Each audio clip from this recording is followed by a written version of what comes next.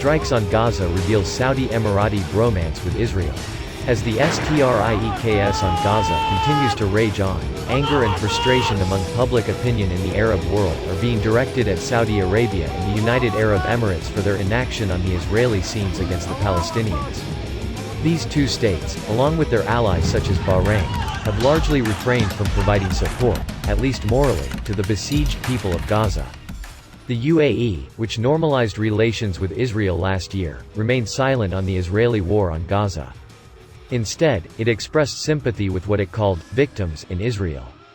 To apparently balance its position, the UAE also dryly voiced sympathy with the Palestinians' fallen victims to the Israeli warmongering.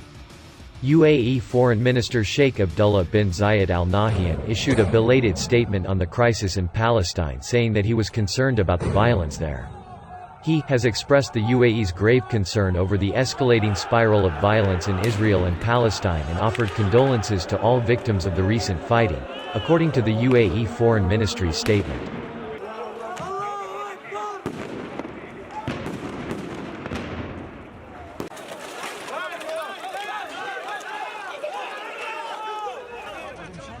لا هذا تحذير أستاذي.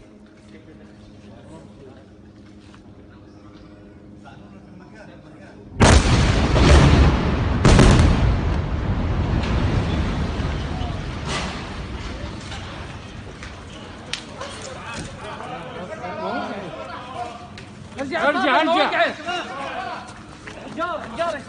ارجع يا شباب ما وقعش حينقصر هاي كمان هو يضرب تصرف ثاني